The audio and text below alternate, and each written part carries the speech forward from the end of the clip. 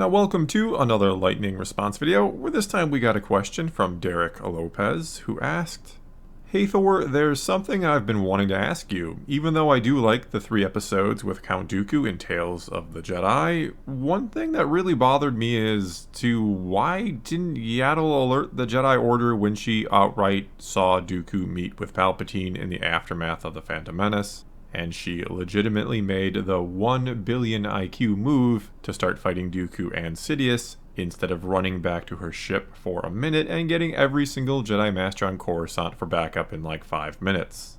I honestly can't fathom the decision-making process from this character on this. And then on top of that, after she starts fighting Dooku, she slips away and then engages him again when she knows that she will obviously just lose against Palpatine and Dooku. She has the means to slip away and at least deliver the intel about the clones and Dooku's betrayal, but nope, she was just that determined to die, I guess. This seems to be a very fatal mistake any character has ever made in the complete totality of all of Star Wars canon. What are your thoughts?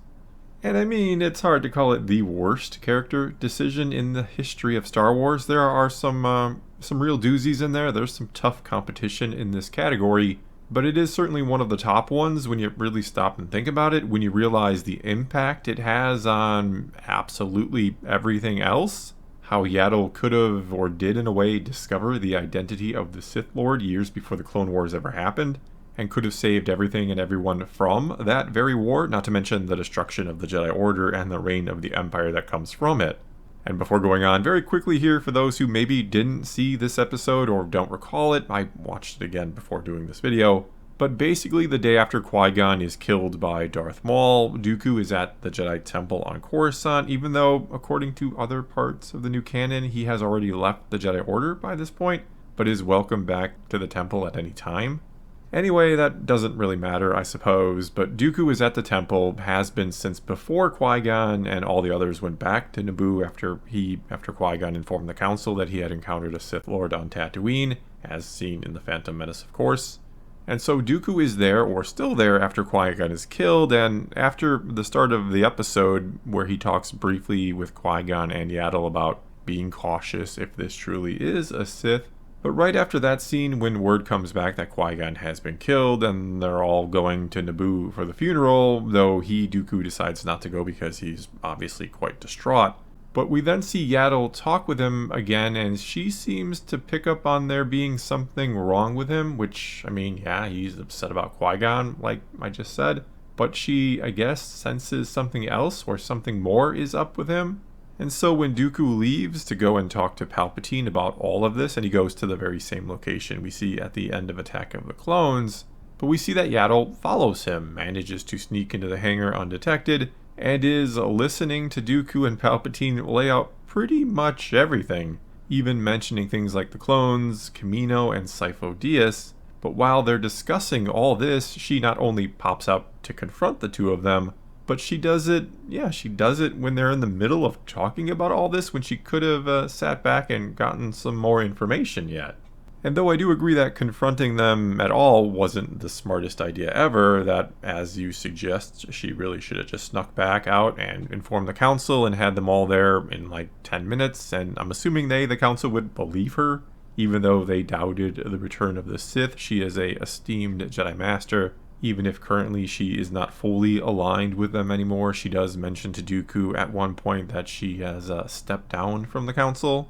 Either way, what I think her reasoning here is that instead of going to inform the Council, she is going to try and appeal to Dooku's better nature.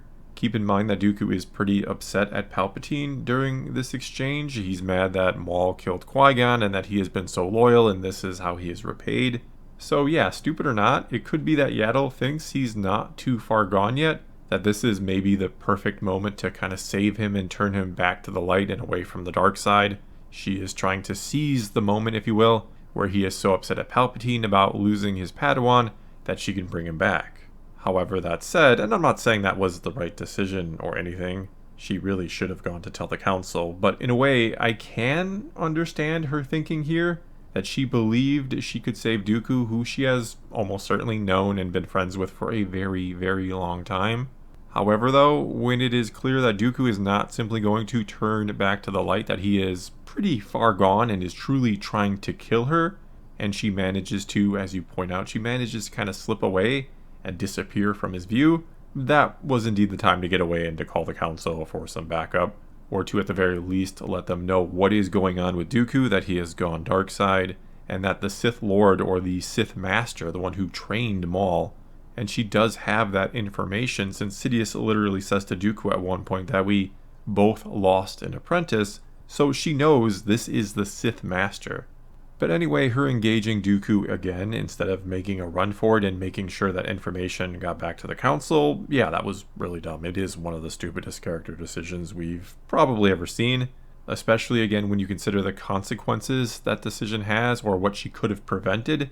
I mean, even if she does kill Dooku, she'll still have to deal with the Sith Master, and who knows what his capabilities are. All she knows for sure is that he seems pretty confident that he can take her alone, since he's not even bothering to join with Dooku to take her together. And at the same time, yeah, that maybe isn't the smartest move on Palpatine's part either. He should be worried that she'll make the smart decision and try to get away and get that information back to the council, and thus would he himself want to kill her immediately, though I certainly understand he's just trying to test Dooku here. That is quite obvious. I mean, he's about to make him his full-time apprentice after losing Maul. Another rather interesting thing we see happen in this episode is we see Dooku delete the location and very existence of Kamino from the archives, which, yeah, we know that happens. We learned about that in episode 2. And though I had honestly never really thought much about it before, I did now when seeing that actually happen, and it did make me ask myself, why exactly did he do that?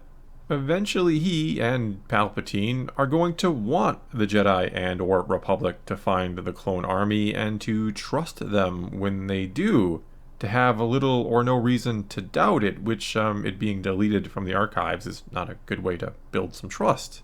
And thus, why do you remove that from the archives? It's not like it being there is going to spur the Jedi to randomly investigate the system. No Jedi is going to page through the infinite amount of information, essentially, and spot Kamino in there and say, I think I'm going to go to that planet and check out just what those cloners are up to. In fact, it being absent is likely to cause more people to investigate than anything else, right? I mean, that's kind of what happened, isn't it? And kind of what you wanted to eventually happen anyway, so why delete the location? And it's not like they can't just check another archive for Kamino should the name come up for whatever reason. I'm sure the Republic itself has a database too somewhere that has Kamino in it, and there are plenty of other databases that have information about it as well.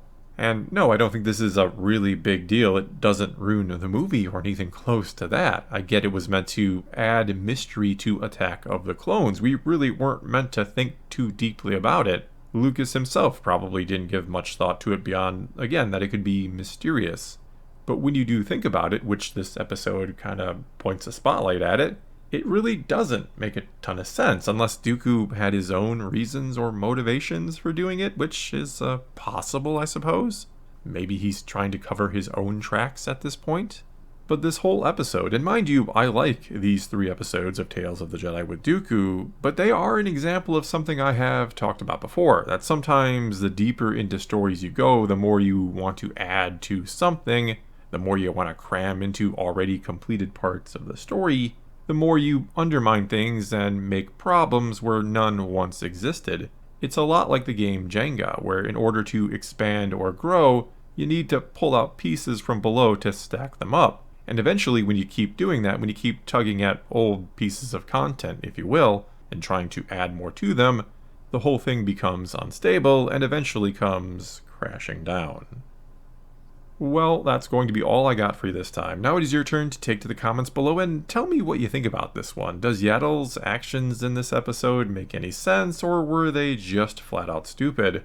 Or you can ask a question for a future lightning response video. All you gotta do is start your comment off with "Hey Thor" and then ask away. But whatever you choose to do, leave a comment below and let's talk some Star Wars. And until next time, thanks for watching.